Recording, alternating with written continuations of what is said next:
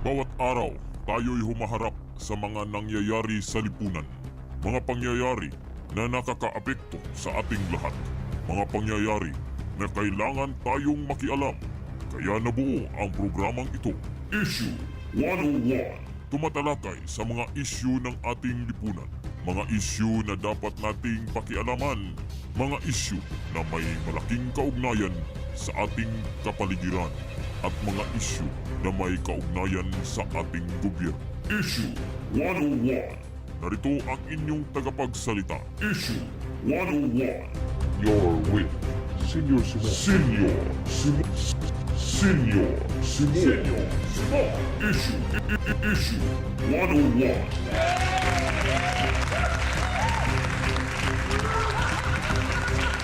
Luzon, Visayas at Mindanao, buong bansa, buong Pilipinas, buong mundo na may Pilipino. Welcome sa isa na namang episode ng ating palatuntunan ng araw ngayon na... Ay, hindi pala ako nagpalit ng kalendaryo. Araw ngayon na Lunes, 8 na September taong 2025, first day of September 2025, ber month na mga kaisyo. Welcome po dito sa ating palatuntunan ng Issue 101 kung saan tatalakayin po natin sa episode na ito mga kaisyo. Napaamin na mayroon siyang mga kontraktor. Itong si Comelec-Appointed Congressman Bienvenido, Abante. Sa isang interview ng Bilyonaryo News Channel mga kaisyo, lantarang sinabi ni Comelec Boy ang salitang may contractors. My contractors. My contractors. Ibig bang sabihin ba na totoo talaga na may kalakaran sa Kamara na kung hindi isang contractor ang isang kongresista, siya ay may nakakabit na sariling contractor. Sana all! Pero bago po natin umpisa ng ating talakayan, huwag po kalimutan na mag-like sa video na to. I-click niyo po ang subscribe button at ang notification bell, sana all, para kayo ay mapapahanan kung sakasakaling tayo ay may live stream katulad nito. At huwag po din ninyong kalimutan mga ka-issue na i-follow niyo po at i-like ang ating Facebook fanpage na Senior Simon 101 bilang suporta nyo na rin sa atin para ipagpatuloy natin ang ating pagpapahayag dito sa ating social media accounts, social media platforms. Kaya umpisahan na natin ang ating talakayan dito sa ating palatuntunan ng Issue 101. kasama po ang inyong lingkod na si Senior Simon.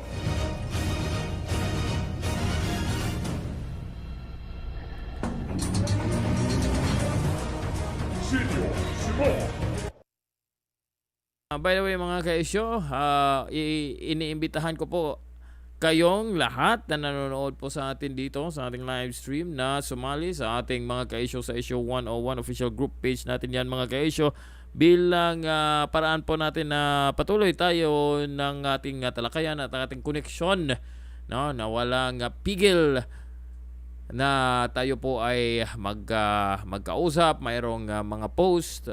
Pwede po ninyong gamitin ang ating group page mga kaisyo kung gusto nyo pong kahit i-promote nyo na rin ang inyong mga web or ang inyong mga videos, lalo na mga videos na may kaugnayan po sa mga issue ng ating or issue sa ating lipunan. So mga kaisyo, ito umpisahan natin dito sa bahaging interview na to. Kasi mga kaisyo, sa bahaging ito kasi nagpahayag itong si Comelec Boy, si Comelec-Appointed Bienvenido Abante, tungkol kasi doon sa mga pahayag ni Mayor Magalong. Yung pahayag ni Mayor Magalong na kung saan sinabi ni Bienvenido Abante mga kaisyo, itong Comelec-Appointed na kongresista ng 6th District ng Maynila, or ang tawag ko po sa kanya is Comelec Boy dahil Comelec-Appointed Congressman siya, na ang kanyang sinabi na nilalahat daw ni Mayor Magalong ang lahat ng mga miyembro ng Kamara. So gusto niya na malaman natin or anong tawag dito? Gusto niya na nalimutan ko Tagalog. Ang paniwala natin ay itong si Mayor Magalong nagpahayag na nilalahat ang mga kongresista na mga corrupt na mayroong kaugnayan sa mga flood control project ng pamahalaan projects ng pamahalaan mga kaisyo, lalo na yung mga anomalous na flood control projects.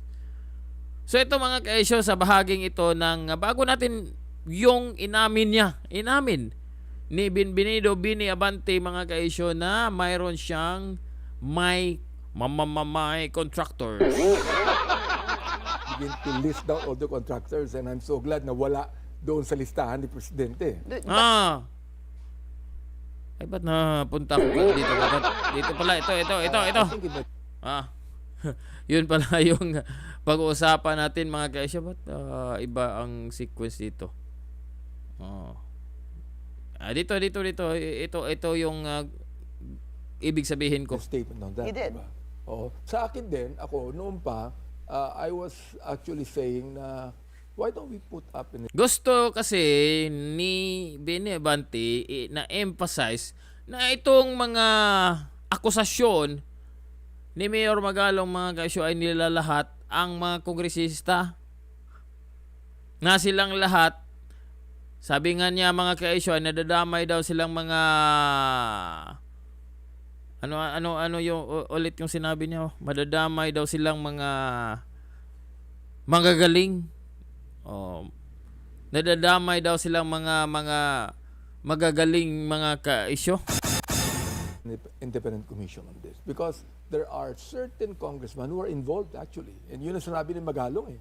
That's why I'm telling Magalong, Mayor Magalong, I support you on your expose, but do not make a blanket accusation to all of us. No? Do not make a blanket accusation. So gusto niyang ipabatid mga kaisyo na itong si Mayor Magalong nag-aakusa na lahat sila sa Kamara ay mga corrupt, mga magnanakaw, which obvious naman.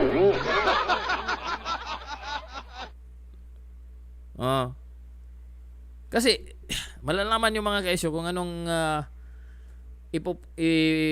gusto kong ipupunto dito. Sandali lang, ayusin ko lang ito. Anong nangyari sa hindi ko makita sarili ko kasi. Sandali lang. Ba't ikaw ay nagloko? Sandali lang mga guys. Ayusin lang natin to. Dahil nagloko si Mr. Manloloko. Ulit. Okay, ito. Whoop.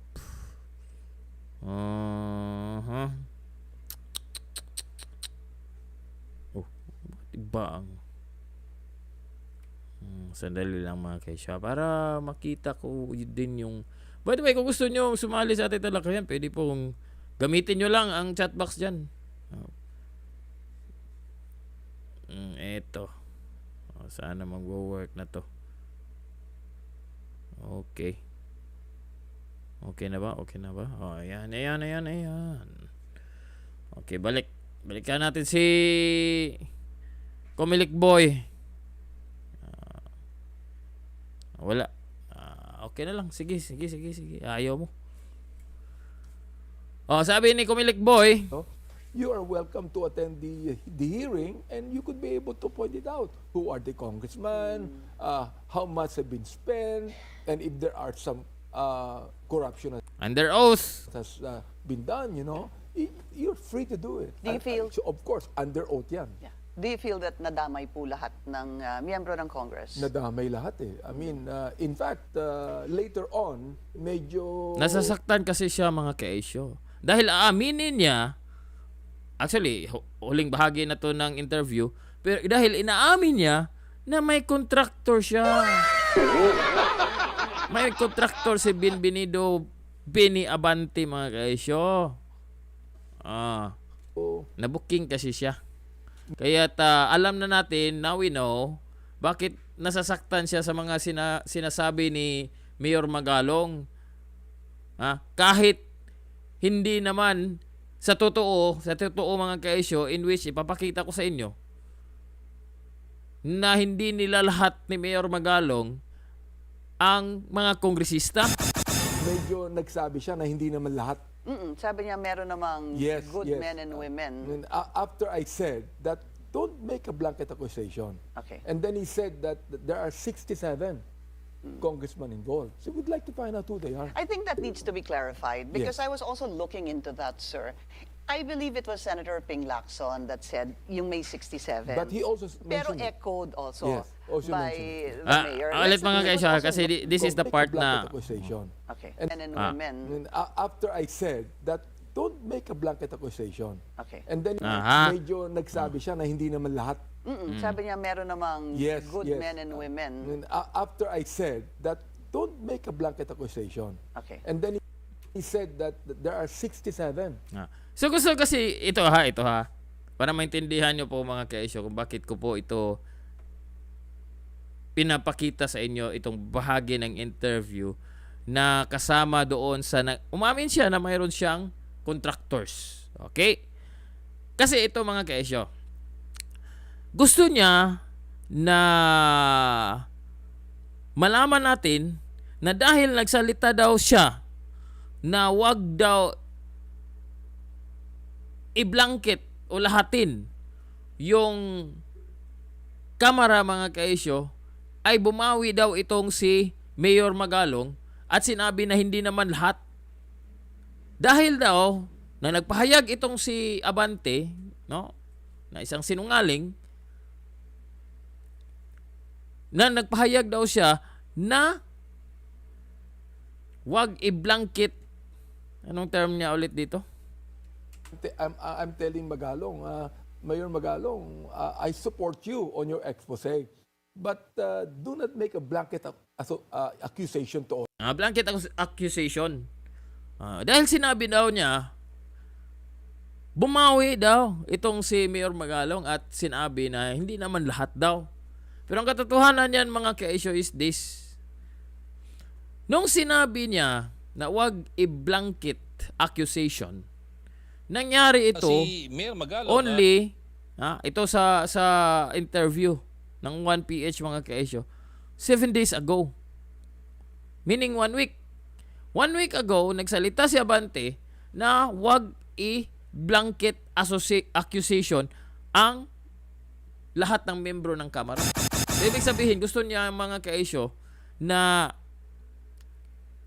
ipakita doon sa interview na yun na dahil nanawagan siya ni Mayor Magalong, that's why si Mayor Magalong daw ay bumawi at sinabi na hindi naman lahat ng membro ng Kamara. The truth is this, ang akusasyon ni Mayor Magalong is hindi naman lahat ng mga kongresista. Ito kasi sabi ni Abante dito. I understand you've had a brief exchange of words, of course not face-to-face, about the issue of yung alleged corruption dun sa flood control projects. Have you been able to talk to Mayor Magalong? No, I haven't talked to him. I do not know him, and I support his expose. The only thing that I do not like is that he is making a blanket accusation to the whole house, no? Sabi ko naman, okay yan. If you would like to expose it, pero sana you name names. You begin to have evidences. Yan ang sabi nitong sinungaling matanda na si Boy Dila. Ngayon ay si Comelec Boy na mga kaisyo. Comelec Boy Dila na si Bini Abante. Sabi niya dito sa interview kasi mga kaisyo na dahil sinabi niya na wag i-blanket accusation kahit bumawi si Magalong. Pero mga kaisyo, nang sinaliksik ko ng mabuti, ito yung interview niya na nagsabi siya na wag i-blanket accusations. Pero ang katotohanan niyan mga kaisyo ay hindi naman nag-blanket accusation si Mayor Magalong. He's not accusing the entire membership of the House of Representatives na mayroong kaugnayan sa manumaliyang flood control projects. Katulad nito mga kaisyo. ng mga politiko, na korap na politiko na pinabanggit nila kung mga ginawang kalokohan sa lugar nila. And sabi nga nila, they're willing to join me kung sakaling patawag man ako sa House of Representatives. Makinig na mabuti Just ha. a follow-up, sir. Yung dalawang congressman na binabanggit nyo, incumbent sila. And do you have an information kung more or less magkano ang kickback nila? Thank you. Incumbent sila. Incumbent sila. In fact, tatlo na nga yan. Nakalimutan ko lang palang banggitin na meron pa pala kami isa. Lahat sila incumbent. Take note ha. Tatlo lang. Sa panahon ito ha, this was, kailan to? 3 weeks ago. Mga August 11 or something, somewhere on that week. Na sinabi ni Mayor Magalong, tatlo. Tatlo lang. And then, sa pinablish ng brigada mga kaisyo noong August 12, tama, 3 weeks ago. Sabi ni Mayor Magalong, in which ito din ang sinabi doon sa interview, na sinabi din ni Ping Lacson sa kanyang privilege speech. Ito, 67 lawmakers. So in other words, itong si Bini Abante ay nagsisinungaling na dahil daw sinabi niya na wag i-blanket accusation ang Kamara, ang totoo niyan ay hindi naman nagbang-blanket accusation itong si Mayor Magalong. Siya lang ang gumagawa ng kwento. Itong si Bini Abante, siya lang ang gumagawa ng kwento para maging relevant siya. Na ang kwento niya is that nilalahat ni Mayor Magalong ang buong Kamara. Ang katotohanan ay hindi.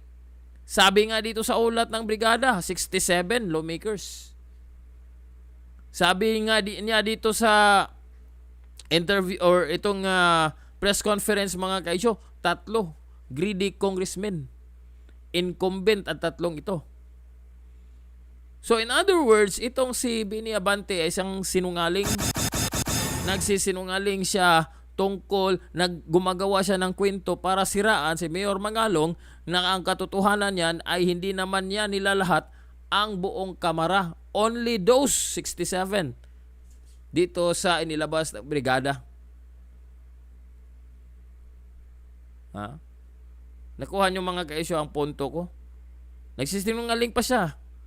Bumawi daw itong si Mayor Magalong pagkatapos niyang sabihin na wag lahatin, wag i-blanket accusation ang Kamara.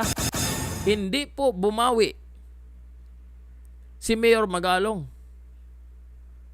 Dahil simula pa lang na naglabas si Mayor Magalong ng involvement ng ilang membro ng House of Representatives o mga lawmakers, mga kaisyo, involvement doon o dito sa maanumaliyang flood control projects, hindi niya nilalahat ang buong membership ng Kamara.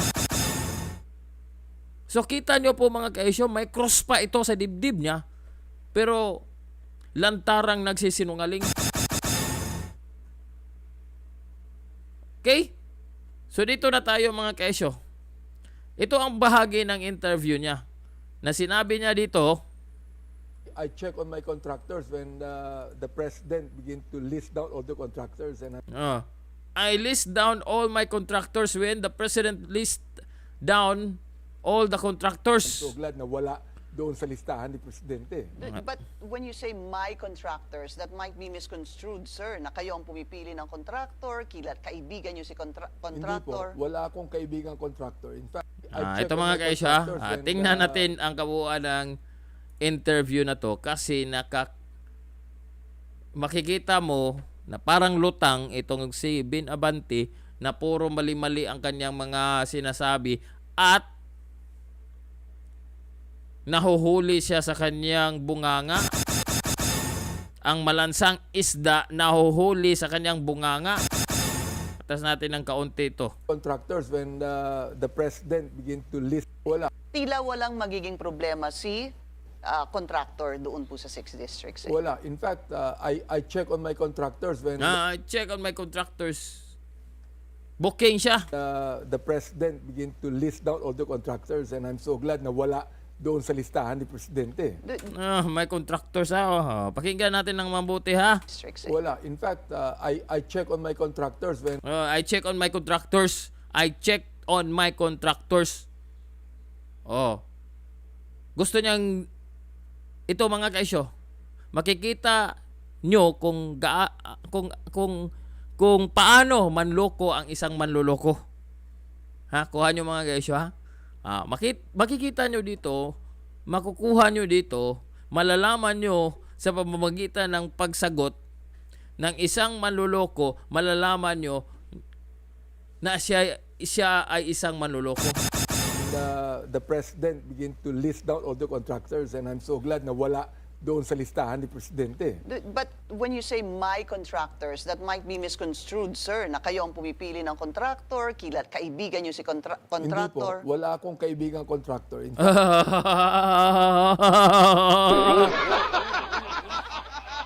Booking ka na. Comelec Boy. Dila. Comelec-Appointed Congressman. Klaro nung sagot mo? Ha? begin to list down all the contractors, and I'm so glad na wala doon sa listahan ni presidente. Wala. In fact, I check on my contractors when check on the my president contractors. begin to list down all the contractors, and Palusot That niya. might be misconstrued, sir, Palusot na niya, kayo ang palusot. pumipili ng contractor, kaibigan nyo si Hindi po. contractor. Wala akong kaibigang contractor. In fact, it is actually the DE that Grabing palusot, no? Grabing palusot. Bawi ka agad. Sabi may contractor. Tapos nagsinabi ni Pinky Web, baka isipin ng tao na ikaw ang pumipili ng kontraktor. Sabi niya kagad, wala akong kilalang kontraktor. Ay nako, booking ka. wala akong kaibigang contractor. In fact, it is actually the DE that suggests what contractor to use. You see? Are you close to the DE? Kasi that's another thing that's coming out, sir. Ito mga kaisyo. Isa pa ito mga kaisyo. Nakakatawa ito. Binibanti. Huli talaga si Bini Boy. Si Comelec Boy. Comelec-Appointed Congressman Abante dito mga kaisyo. Ito pa. Yung una, yung una niyang mali ay inamin niya na mayroon siyang contractors. Okay? May contractor, sabi nga niya. Di ba?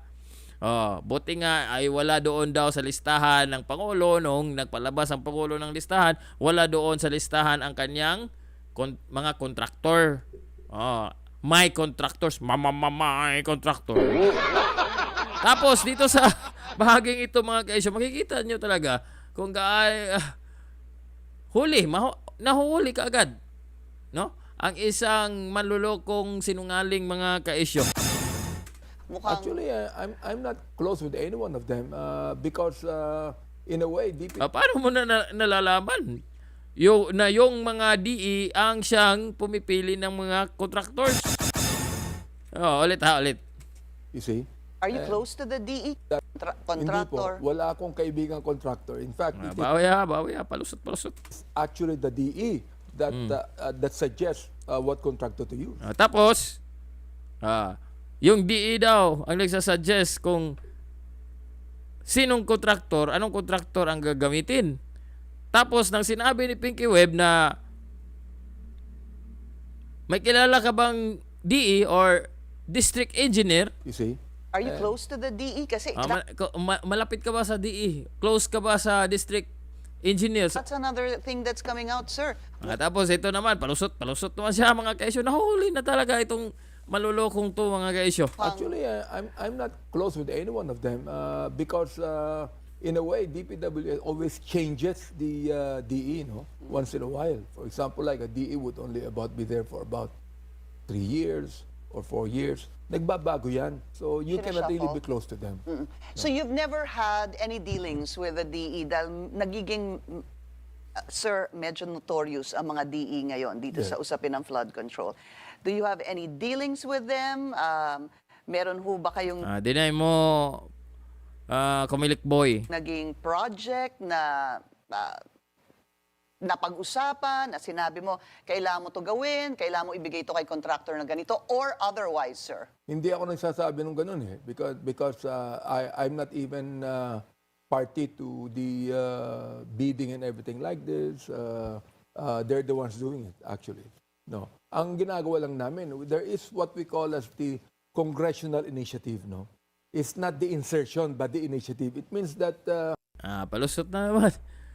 Congressional initiative daw ito. This is not the insertion. Pero mga kesyo, tandaan nyo, mambabatas ang mga to. Si Bini Abante na inappoint ng Commission on Election bilang kongresista ng 6th District ng Maynila is a legislator. He is not an implementer of project. So dapat hindi siya nag-initiate ng proyekto. Sabi nga niya, congressional congressional initiative, no? Congressional initiative. Congressional initiative. Hindi daw yan insertion. Pero legislative, tagagawa ng batas, hindi tagagawa ng proyekto. Take note mga kababayan na mga ka-isyo. Ang lehislatura, itong katulad ni Comelec-Appointed Bini Abante, si Comelec Boy, ay tagagawa ng batas, hindi tagagawa ng proyekto. It's not the insertion, but the initiative. It means that, okay, there's a barangay chairman who would tell us, we have a problem with this. So, okay, pakilista yung problemang yan, and I would discuss with the DPWH about the problem, and if the DPWH would put a budget to it, then okay. Bakit siya ba? Bakit siya pa ang gagawa ng ganyan? Bakit siya pa makipag-usap sa DPWH? Hindi ba trabaho yan ng mga mayor, ng local government unit? Because local government unit, by the name itself, is under the executive department. These are the mayors, these are the governors. Ito ay nasa ilalim ng local government unit under the executive branch. Itong executive branch ang siyang tagagawa ng mga proyekto, tagapagpatupad ng mga proyekto. Samantala, itong katulad ni Comelec Boy, tagagawa ng batas. Hindi sila tagagawa ng proyekto. They are lawmakers. While the executive department is the implementer of laws. Pat siya pa ang makikinig doon sa mga taga-barangay niya in terms of ano ang kinakailangan for as project. Makinig kayo ng mabuti mga kaesyo. Makinig kayo ng mabuti para sa susunod na pagkakataon na tayo po ay boboto ulit. Sa susunod na pagkakataon na may eleksyon, kung sakasakaling may eleksyon man ngayong 2028, at bababa sa pwesto itong si Bongbong Marcos mga kaesyo, dahil marami kasi ang nagsasabi na ayaw nang bumaba itong si Bongbong Marcos, papalitan na nila ang saligang batas, gagawa na ng hakbang itong si Tambaluslos para tuloy ang kanilang ligaya mga kaesyo at ang kanilang pagnanakaw sa kaban ng bayan. Ulitin ko mga kaesyo, and I will emphasize this time. And I will emphasize this, I will emphasize it this time. Ang mga kongresista, ang mga senador ay tagagawa ng batas. Sabi ni Bini Abante, mayroon silang tinatawag na congressional initiative. Hindi daw yan insertion. Congressional initiative. Halimbawa, ito ang kanyang ginawang halimbawa. Mayroong barangay na, take note, barangay is executive department yan. Okay? Nasa ilalim yan ng executive department. LGU din yan. Pero ang barangay is under the mayor. So kung mayroong proyekto na gustong ipatupad ang isang barangay, dapat doon sila lalapit sa kanilang mayor, hindi sa kanilang congressman. Ang congressman lalapit lang doon sa kanyang distrito, sa kanyang constituent sa kanyang distrito, kung magkukonsulta siya, hihingi siya ng input mula sa kanyang mga constituent with regards to lawmaking. Kung may gustong ipapasang batas o may gagawing batas. Itong hinahalimbawa ni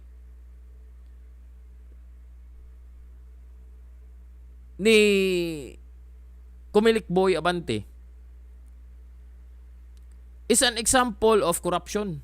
Is an example of doing what is not your job. Hindi niya trabaho yan. Trabaho yan ng mga mayor. Kung mayroong mga proyekto, mayroong gusto ang barangay na project at gusto silang hihingi ng budget o ipapatupad ng DPWH, which is under executive department, they only need to approach the mayor. That is why ito pong problema sa flood control projects, karamihan ng mga local government units ay umalma dahil walang coordination ang DPWH, mga kaisyo, sa mga proyekto ng national government. Issue 101. That is why ganito o nandito itong problema na ito, mga kaisyo. Walang coordination. Bakit? Dahil si congressman ang siyang lumalapit doon sa DPWH para isagawa ang isang proyekto. At bakit si congressman ang lalapit sa DPWH? Dahil si congressman naman ang tagapaggawa, taga-bigay ng amount doon sa national budget, mga kaisyo. So that is why imbis na yung mga mayor, yung mga gobernador ang siyang lalapit sa DPWH for project, ito na si congressman. At dahil si congressman ang lumalapit doon sa DPWH, dahil siya naman doon ang taga-insert, sabi ni Comelec Boy na congressional initiative, doon na, mga kaisyo, ang anomalya mangyayari na. Doon na pwede nang sabihin doon, ilagay doon ni congressman na itong proyekto na to, mag-allocate tayo ng 1 billion. Okay, sa 1 billion ang project estimate yan is just 500 million. Kalahati na. Tayo na maghati-hati sa nalalabing 500 million. Instead, na kung si Mayor lalapit doon sa DPW, kasi mga kaisyo, ito po yung budgeting. Ang Executive Department ang through the National Expenditure Program na isasubmit doon. Mayroon po tayong episode na atin po yung pinag-usapan. So, the National Expenditure Program isasubmit doon sa legislative para gawan ng batas. Yung GAA. Pero saan nanggaling yan? Dito sa Executive Department. So, bawat departamento dapat bawat kagawaran under the Executive Department, magsasabit sila ng budget doon sa Department of Budget and Management. Now, kung sasali si congressman, pwede siyang magdagdag doon sa budget na yon. Pwede niyang lagyan ng dagdag na budget para si congressman ay mayroong bahagi ng proyekto. Issue 101. Nakuha niyo po mga ka-isyo?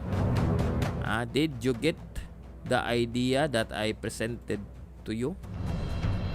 Dahil pag si gobernador kasi o si mayor lalapitan ng mga taga-barangay, Mayor, gusto kami ng ganito na proyekto. Gusto, kita namin na bahain yung lugar namin.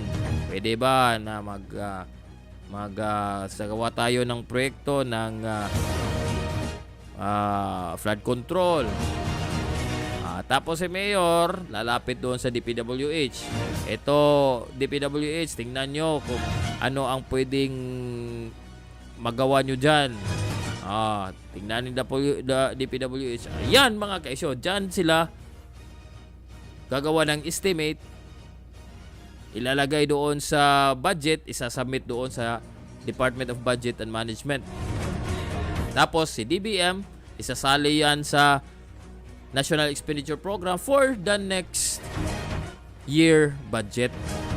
Pag sumali kasi si congressman, imbis na tingnan niya lang na is this appropriate, sapat ba to, ang gagawin ni congressman ay dadagdagan. Imbis na 500 million lang yung estimate ng proyekto ay magiging 1 billion. Alas 10:55 na mga ka-isyo dito sa ating palatutunan. Lunes, September 1, 2025. Bago po tayo tuluyang magtapos, Christmas countdown muna tayo.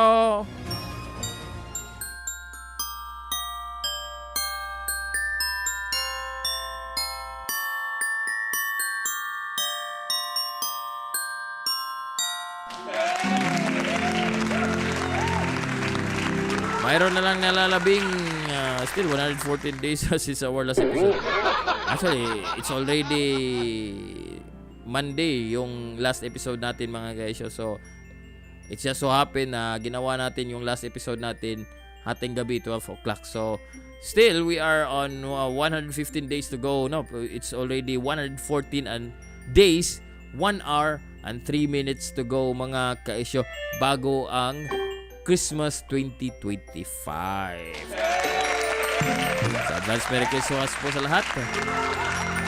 Masigabong at masigabong bagong taon. Baka nagtanong yung iba na nanonood sa atin dito, bakit tayo nag-Christmas countdown? September na kasi. And it is, kung panoorin nyo kasi ang ating mga video mga kaisyo sa nakalipas na, ilang taon na ba tayo? Since 2020 ba tayo? 2017. I think 22, 23, 24, 25. For the last 3 years or more na tayo po ay gumagawa nitong ating live stream.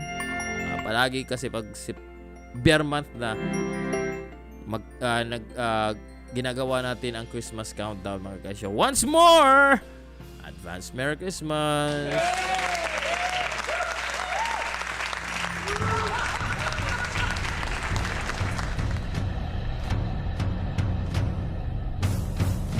Issue 101. So hanggang dyan lang po muna tayo mga guys. Dito sa ating palatutunan ang issue 101. Kung gusto nyong dumagdag o dagdagan ang ating pong pinapayag po dito, gamitin nyo lang po ang comment box dyan. Hanggang sa muli, ito po ang inyong lingkod na si Senior Simon. pansamantala po munang mamahalang pala sa ating palatutunan ng Issue 101. hanggang sa muli, tandaan, mas lamang ang may alam. Bye-bye!